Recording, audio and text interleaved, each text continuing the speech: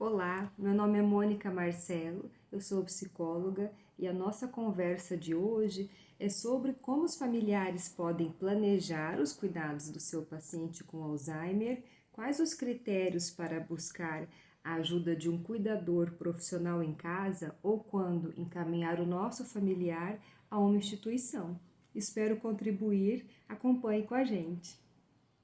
Na medida em que a doença avança, nessas avaliações constantes dos familiares quanto aos cuidados com o paciente,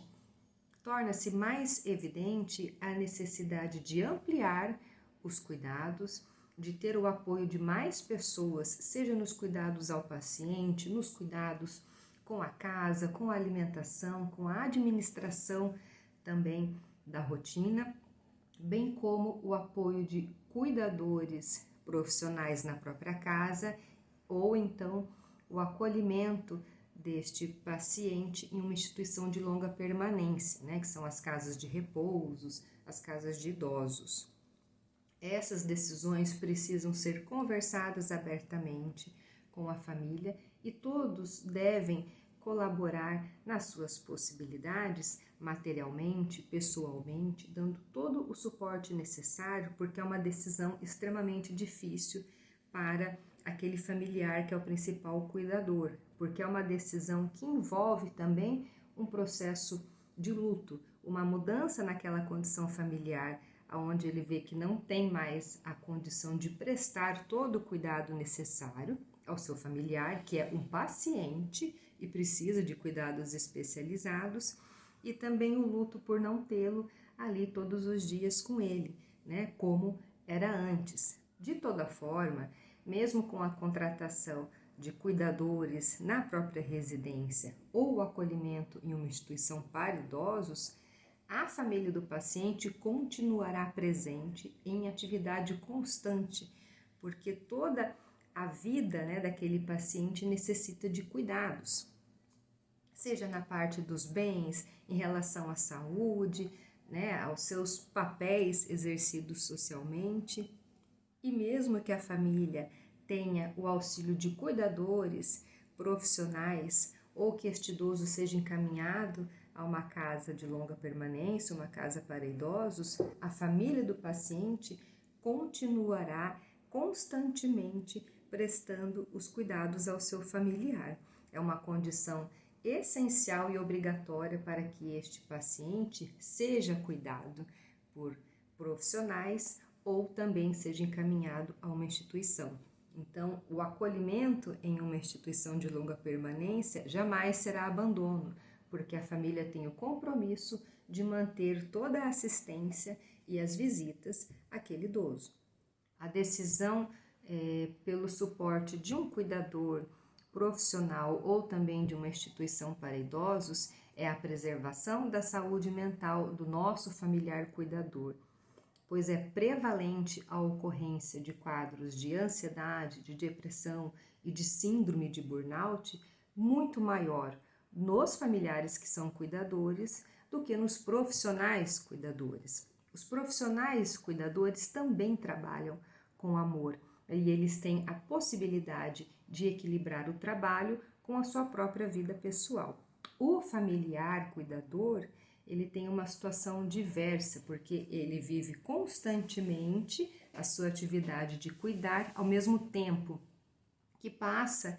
pelo sofrimento emocional de acompanhar um paciente doente e ao mesmo tempo que ele precisa administrar os seus outros papéis familiares e a sua vida pessoal. Nós temos duas situações distintas de síndrome de burnout em cuidadores, que são os cuidadores integrais, aqueles que cuidam 24 horas, muitas vezes deixam de trabalharem para poder prestar o cuidado ao seu paciente, e também a síndrome de burnout naqueles familiares que são cuidadores parciais. Eles cuidam do familiar durante um período e no outro período eles têm a sua atividade profissional, o seu trabalho e a sua família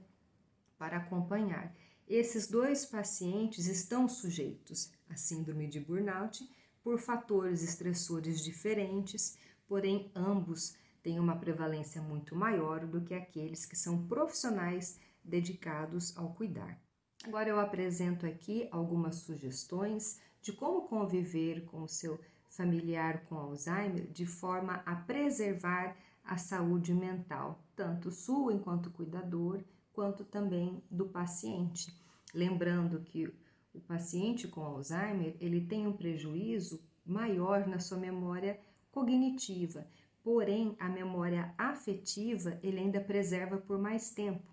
Então, muitas coisas ele pode não compreender racionalmente, porém ele tem a capacidade de sentir bem-estar, sentir mal-estar, sentir alegria, sentir medo. E a gente precisa muito preservar e utilizar essa memória afetiva do paciente para criar um ambiente favorável à convivência. Primeiramente, psicoeducação. Conhecer sobre a doença de Alzheimer, as fases, inicial, moderada e avançada,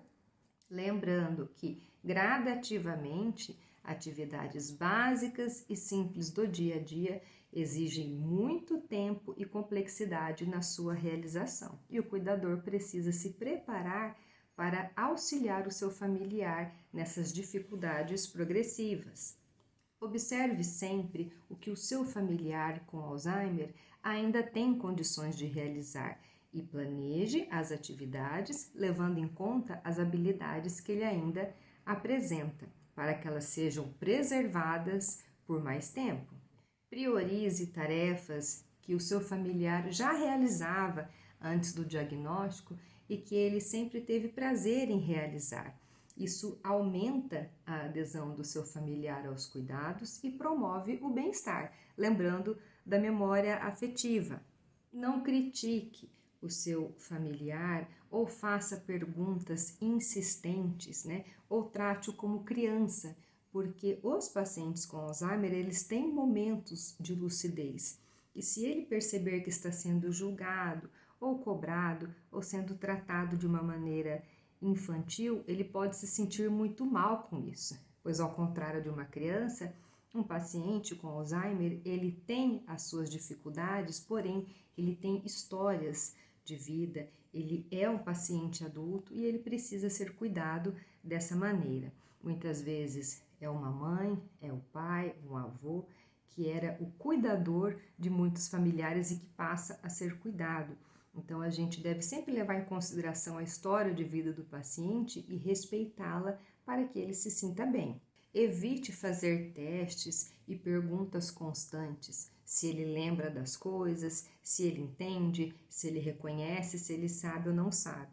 Porque você perguntar constantemente não é um exercício para a memória dele e, pelo contrário, pode torná-lo mais ansioso, mais assustado e mais agitado. Ajudar a preservar a memória do paciente é fornecer as informações, auxiliá-lo com imagens, com sinalizações, com agendas, com roteiros, com placas, com indicações, com uma comunicação clara, objetiva, para que o paciente consiga utilizar uma memória mais simples para a realização das tarefas diárias.